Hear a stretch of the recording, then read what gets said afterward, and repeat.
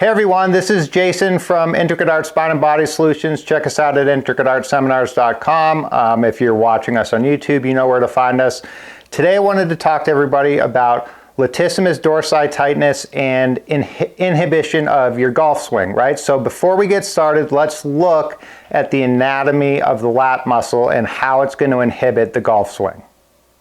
All right, everyone, let's talk about the lat, the latissimus dorsi, and how it can negatively affect the golf swing, right? So I have a couple of arrows in here. So if this bottom black arrow here, if you're going to swing the golf club and you're trying to move your arm over towards your center line, right?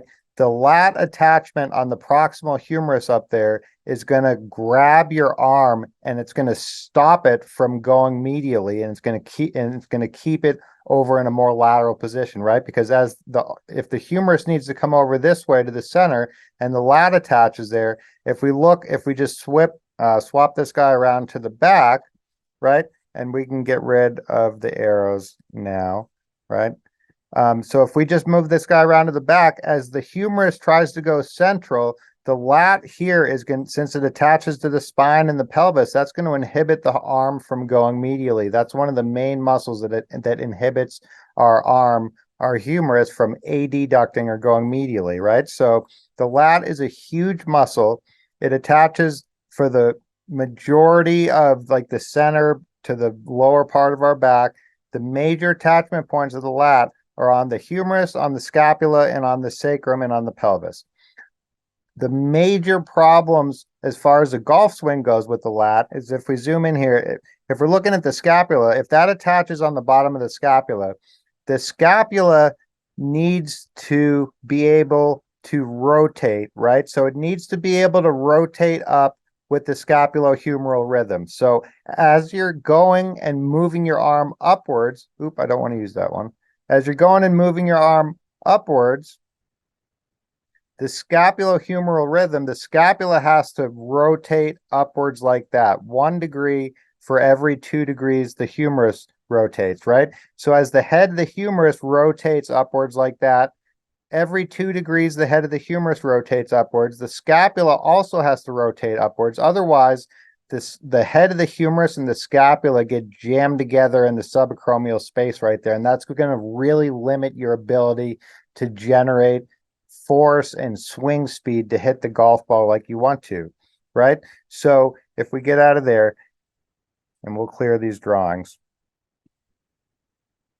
So the lat is going to inhibit the scapula from moving. It's going to pull on the sacrum and the pelvis, and it's also going to pull on the humerus, and it's just going to really disrupt the golf swing overall, right? And then the other muscle that I mentioned, if we hide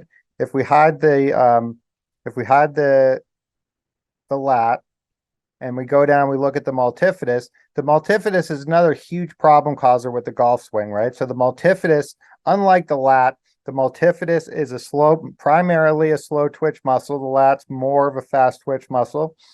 The multifidus is meant to be working all day long, right? So if that muscle gets aggravated, which is going to be aggravated all the time when the lat's aggravated, it's going to get short and tight and filled with adipose tissue. So the multifidus is one of the muscles that gets really infiltrated with adipose tissue. It gets shortened, it contracts, it compresses all your spinal column, right? And you can see in here, I've added in the sympathetic chain in here, right? So here's the sympathetic chain. That's the sympathetic portion of the autonomic nervous system. If the lat and the multifidus get tight and we add in the rest of the nerves in here, all of these nerve roots that are coming out in the foramina, those are going to all get compressed when the multifidus gets tight, because it's going to scrunch down the spine, it's going to compress all the joints, and it's also going to deviate and put tension and stress on the sympathetic chain itself, which causes all sorts of problems. So the lat's a really big muscle in the back. A lot of people forget about the fact that it attaches directly to the front of the humerus, right? So if the lat is attaching to the front of the humerus, we're going to have all sorts of problems with the golf swing. So dry needling combined with joint manipulation will help normalize the multifidus and the lat and all the other muscles in the area, and it'll allow you to generate more swing speed with your golf swing. if you'd like to put an extra 10 or 15 yards on your drive and some of your other shots, there's a couple of easy things that you can do, right? So as far as the lat goes, the lat attaches on the front of the humerus, kind of where the pec attaches.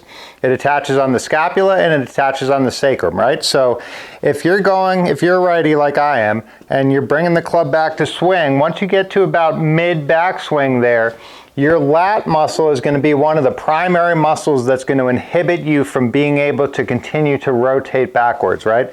So if your lat isn't loose enough, it's going to start pulling on your arm, pulling on your sacrum. It's going to put your hips out of place. And as you do that, you're going to have to compensate, and then you're either going to have to dip your shoulder forwards to move your arm farther back, or you're going to have to rotate your whole torso around, which you don't want to do, right? So it's going to really inhibit your swing plane of motion and the amount of club head speed that you can produce if your lat is tight. So dry needling and joint manipulation are two of the best ways to resolve this, right? So dry needling is the best way that I know how to normalize muscle length and muscle physiology as quickly as we can, and it's working by normalizing the brain, right? So by needling the lat and other muscles like the multifidus, you can loosen up compression of the spinal nerve roots. You can help the lat itself function and fire better. It's going to produce more force. When it contracts, it's going to contract better. It's going to fill with more blood. It's going to have more endurance, right? So there's all sorts of good things that are going to happen. And then if you can go in following dry needling and perform joint manipulation so you can regulate your spine back to a neutral level, that's going to help everything function better, right? So if your hips or your spine is off, you're going to be starting your golf stance with your spine in a non-neutral position, which is going to inhibit range of motion and muscle force production, right? So regardless of how your spine is off, whether it's your sacral spine, lumbar, C2, that's going to all inhibit your sympathetic autonomic nervous system and your parasympathetic autonomic nervous system from functioning normally. So there's some really easy, simple ways that you can improve your club head speed and your golf game without taking a golf lesson, right? If you can just make your muscles function better for you, you're going to swing better, you're going to be more accurate, you're going to hit the ball better, and your golf game is going to get better, right? Let me know if anybody has any questions about this. I have a couple of blogs on this on the website. Check out our YouTube page, and I'll talk to you soon. Thanks.